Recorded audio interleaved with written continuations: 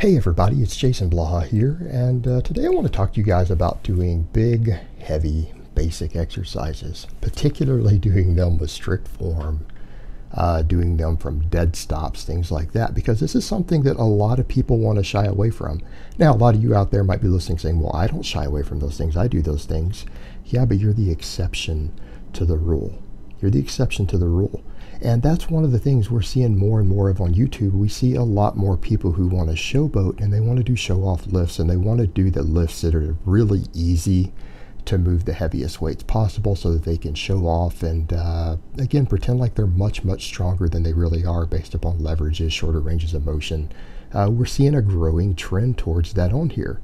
And a lot of the younger kids eat it up. They eat it up, say, oh man, wow, look at that. That guy can do whatever this partial exercise is with whatever amount of weight. That's really impressive, but they don't realize that guy's not really anywhere near that strong.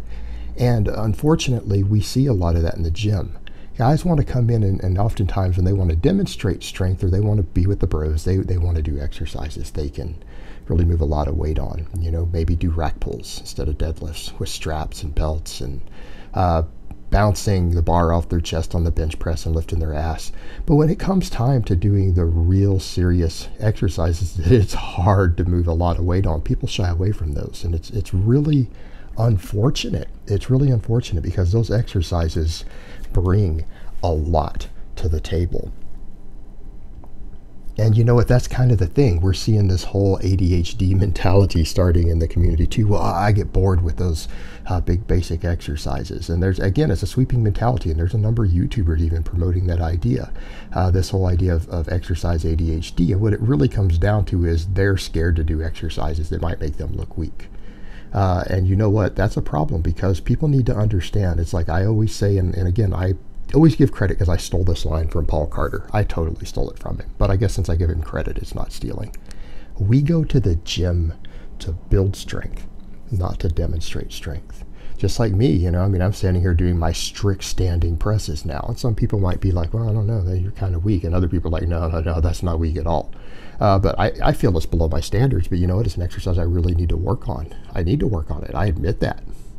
But that's the thing. I'm doing it on camera. You know why?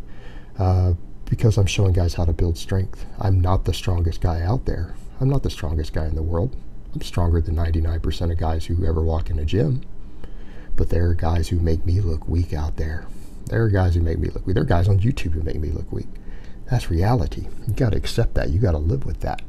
But, you know, sometimes this is about being the best version of yourself. You can't be the best version of someone else, all right? You guys can't all be Dan Green in powerlifting. You can't all be Ronnie Coleman in bodybuilding. You can't be the Lance Armstrong of the cyclist world, all right? That's reality. You can't be Bill Gates of the business world. But you can be the best version of yourself. And that's the thing. Doing these challenging exercises is actually how you build true strength. Doing a strict standing press. You know, and people want to shy away from an exercise like that. They want to shy away from it because it's hard. It's really hard. And an exercise like that will truly humble you. And you have to start from a dead stop with that bar sitting on the top of your chest up on your, you know, your clavicle. And you have to press it from a dead stop, lock it over your head, do multiple sets of that. That's humbling because a lot of guys think that they're a strong presser. You know, a lot of guys think they're a strong presser.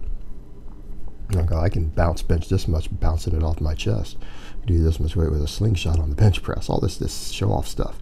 When you have to do work sets, not even a max, but work sets, multiple work sets from a dead stop on your chest on a strict standing press, it's hard. And again, same thing, you get people who they say, well, I can lift more weight on this other, so it's better. So they want to do a seated press, and maybe they bring the bar down to their ears or their chin and press it up. And they're like, oh, whatever, man, I do 200 pounds for 5 reps that way. Till you have them stand up and touch their chest. Then all of a sudden that 200 pounds disappears, doesn't it? Then all of a sudden 175, 185 gets real heavy for even 1 rep. These sort of exercises will humble you. But when you think about the amount of muscles that they work and the amount of strength an exercise like that forces you to develop, It's a fantastic strength builder. It's hard to show off though, because it's very, very hard to strict press weight like that. It's difficult. Same thing. I mean, try front squatting. Oh my God. The front squat is humbling me again, because I started squatting again and I realized, like, for me, well, I'll go back to the back squat after I remaster my front squat, and the front squat will carry over to my deadlift. It's a great exercise. You know what? It's humbling. It's humbling to actually do ass to grass front squats and have to rack the weight up on your shoulders and keep yourself upright. It's humbling. It's hard to cheat on an exercise like that. It's hard to even stabilize yourself. And people say, oh, well, that stabilizing is costing your lower body. Actually, no, studies show that the front squat hits your quads just as hard, and in some cases harder than a heavy back squat. All right? But you are working a lot more stabilizers. It's hard. It's hard to do a front squat. Hell, it's hard to do an ass to grass back squat with any appreciable weight. I mean, I'm over here talking about some of these other exercises. Let's talk about just conventional exercises. You know what? Ass to grass squats are hard. It's hard to build enough strength to show off on a lift like that. There are a lot of lifts you can showboat and show off on if you learn to find the right leverages, the right ranges of motion to where you can trim them down, use the right lifting devices. You can move some impressive weight. But the question we get into is that really strong? Does it build real strength through full range of motion?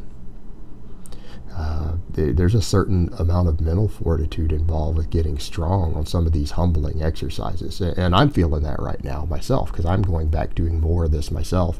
I have a whole day dedicated to front squats. I have a whole day dedicated to the strict press right now. You know what? They're humbling. Those exercises will humble you. They will make you realize that you have weaknesses. You have muscular weaknesses that are really a problem. People say, well, I don't care about muscular weaknesses. Well, you should, even if you're chasing aesthetics. Do you think having important muscles like your triceps or your delts, I mean, stuff used in the front press, how about even your core? You think having a weak core, weak triceps, and I mean full range of motion triceps, not these little press downs people do to where they take the long head out. The standing press actually works the long head too. All right, that head doesn't get hit. That's the biggest head. You think having a weak long head in your tricep or weak delts is going to make you look aesthetic? I think that's the best way to do it. Exercises like the front core that just hammer your entire core and they hammer your quads. You have to fight. You have to have a strong core to stay upright. You don't think that's going to make you more aesthetic? You guys who are just chasing that stuff? To have to really develop your quads and your core? That's part of that whole beach body look. What do you mean? Front squats work wonders. That was one of the favorites of those golden era bodybuilder guys. Look at those guys. Reg Parks, Steve Reeves. Look at some of those dudes. Those dudes loved front squats. Dead hang chin-ups. Yeah, we all like to cheat. I've been guilty of cheating on chin-ups and skipping the bottom a little bit myself on camera. I'm guilty of it. You know why? Because it's easier to just skip the bottom. That dead hang is hard. That dead hang is hard. Having to start from a full stretch at the bottom. But you know what? You want to talk about something that gives your biceps one hell of a pump. Go do 10 dead hang chin-ups from a dead stop even with your body weight. Do 10 of them. Do 2 sets of 10 and come back and tell me your biceps aren't pumped just as much as a high rep concentration curl. Especially when you stretch all the way at the bottom and do them from a dead stop. Yeah, it absolutely is. But that's the point. These exercises are hard. They're difficult, and they're very, very hard to put big numbers on. It's hard for us to show off on them. These big basic exercises can bruise our egos. They make it hard to show off, but you know what? They will build strength. They will build a truly powerful body, a truly powerful physique. They will humble you and show you where your strength limits really are. These sort of exercises will bring out your weaknesses. And that's kind of the point we need to make when we're talking about any endeavor. How can we be the best version of ourselves? How can we possibly be the best version of ourselves possible if we don't find our weaknesses, accept those weaknesses, and correct them? Meaning, if you have a weakness, the only thing you can do about that is to improve that weakness. It doesn't matter whether it's a weakness of character, a weakness in a skill set you need for something you want to do in life, a weakness in a muscle or a strength curve. The only way to overcome a weakness is to find it, identify it, and fix it. And if we don't do that, how can we possibly be the best version of ourselves? We have to. It's essential. And again, these big, heavy exercises, they will show you your weaknesses. And people don't like that. A lot of people don't like that. It's bad for their ego. All right, guys, but that's really all I have to say on that today. I hope it's been informative, and I will talk to you guys next time.